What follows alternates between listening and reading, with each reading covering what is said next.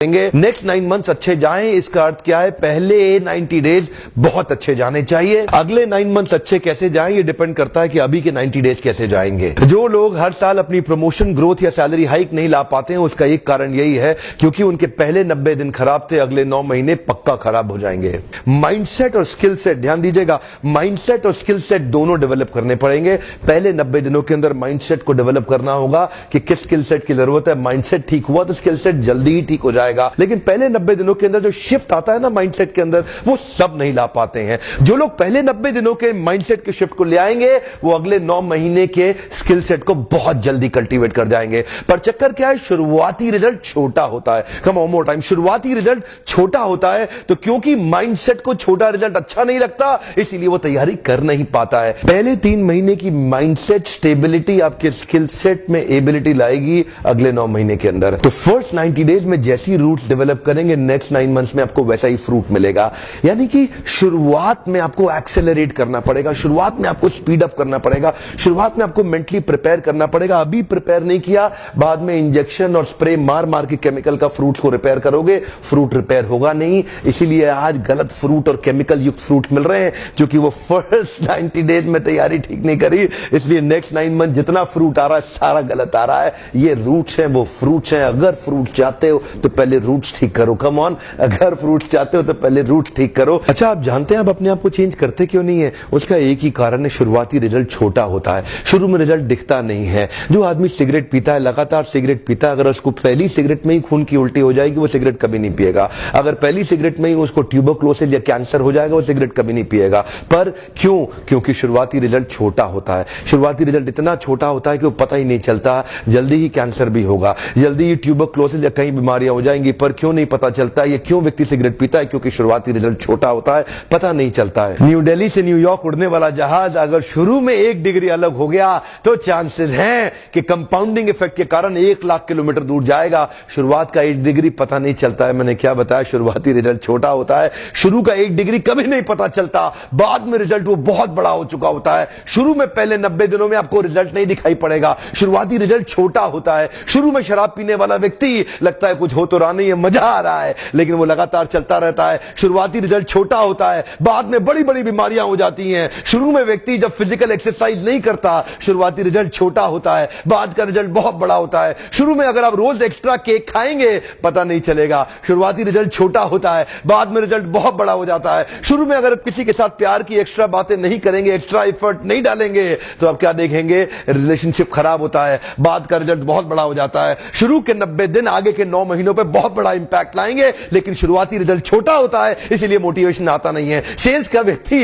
Extra call नहीं करता, sales का व्यक्ति एक्स्ट्रा फोन कॉल नहीं करता, एक्स्ट्रा मीटिंग्स नहीं करता। क्यों नहीं करता? क्योंकि शुरुआती रिजल्ट छोटा होता है। एल्बर्ट आइंस्टाइन कंपाउंड इंटरेस्ट को 8th wonder of the world बोलते थे। एल्बर्ट आइंस्टाइन बहुत बुद्धिमान व्यक्ति थे, कंपाउंड इंटरेस्ट को 8th wonder of the world बोलते थे। मैं आपको एक उदाहरण देता हूं। चलिए, मैं अभी आपको 2 ऑप्शंस देता हूं, और पहला ऑप्शन है मैं आपको 1 रुपया देता हूं जिसकी वैल्यू डबल हो जाएगी हर रोज अगले 1 महीने के लिए, और दूसरा ऑप्शन है मैं आपको 10 लाख रुपए देता हूं। चलिए छोड़िए, 1 करोड़ रुपया देता हूं। अच्छा चलिए अब और बढ़ा देता हूं, 10 करोड़ रुपए दे देता हूं, जो मैं अभी आपको तुरंत के तुरंत दूंगा। दूसरी तरफ मैंने आपको 1 रुपया दिया जिसका वैल्यू रोज डबल होगा, पर अगले केवल 1 महीने के लिए। तो मेरा प्रश्न है, आप अभी इसमें से कौन सा ऑफर लेना पसंद करेंगे? हो सकता है कि आप कंफ्यूज हो, ये 1 रुपए और 10 करोड़ की ऑफर में अंतर क्या होने वाला है।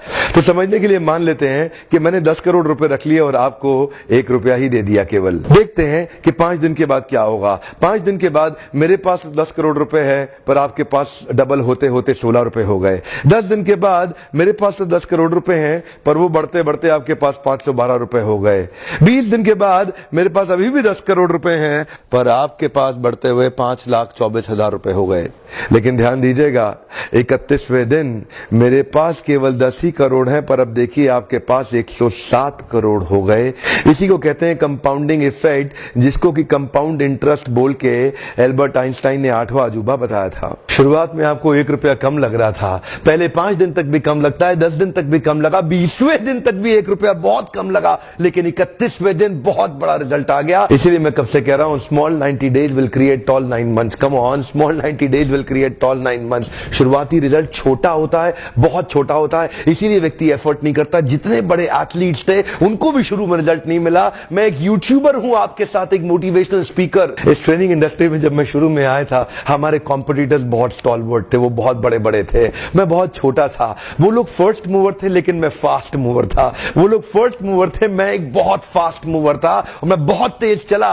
और क्या हुआ, शुरू के मेरे वीडियोस को कोई नहीं देखता था, आज ऑर्गेनिक कॉल्स इतनी आ रही हैं, आज हमारे को इतनी लीड आ रही है, यकीन मानिए हम ट्रेनिंग मैनेज नहीं कर पा रहे हैं। मैं जितना मैनेज कर सकता हूं उससे 20 गुना ज्यादा बिजनेस आ रहा है मेरे पास। रोज लोग हमें फोन कर रहे हैं, मिस्टर बिंद्रा इस दिन चाहिए, इस दिन चाहिए, इस दिन चाहिए। यकीन मानिए मैं जहाज में सोता हूं और दिन भर ट्रेनिंग करता हूं। इतने क्लाइंट्स हो चुके हैं, लगातार ट्रैवल कर रहा हूं, इसको बोलते हैं कंपाउंडिंग इफेक्ट। शुरुआती रिजल्ट छोटा होता है, शुरू के दिनों में मैं बहुत थोड़ा बिजनेस करता था, लेकिन आज बिजनेस बढ़ता चला जा रहा है, इसको बोलते हैं कंपाउंडिंग इफेक्ट।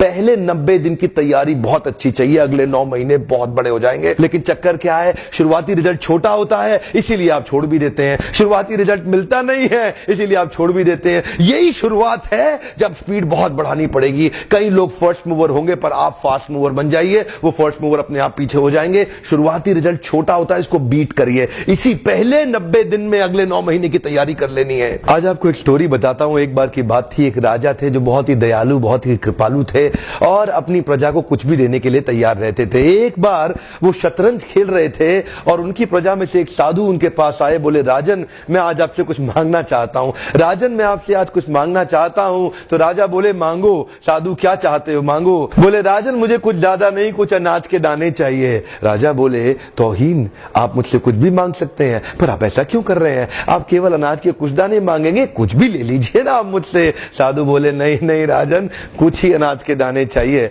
बोले कितने चाहते हैं आप। बोले तुम्हारे इस चेस बोर्ड के पहले स्क्वायर में एक दाना अनाज का रख दो और हर बार अगले अगले स्क्वायर में उस दाने को डबल करते चले जाओ। तो 64 स्क्वायर हैं आपके इस चेस बोर्ड पे और हर स्क्वायर पे इस दाने को डबल करते चले जाइए। यानी कि पहले स्क्वायर पे पहला दाना और दूसरे स्क्वायर पे 2 दाने और तीसरे स्क्वायर पे 4 दाने। तो जिस प्रकार मैंने आपको एक कंपाउंडिंग इफेक्ट की स्टोरी बताई, ये दूसरी स्टोरी है। और जानते हैं राजा ने बोला क्यों ऐसा कर रहे हैं साधु, आप मेरे पास आए तो कुछ बड़ा मांगिए। ये थोड़े से अनाज के दाने तो आप खुद भी ले सकते थे, किसी से भी ले सकते थे।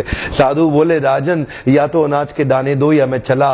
तो राजन बोले क्षमा चाहता हूं साधु, सिपाहियों जल्दी आओ तुरंत, साधु को जितने अनाज के दाने चाहिए ये दे दो।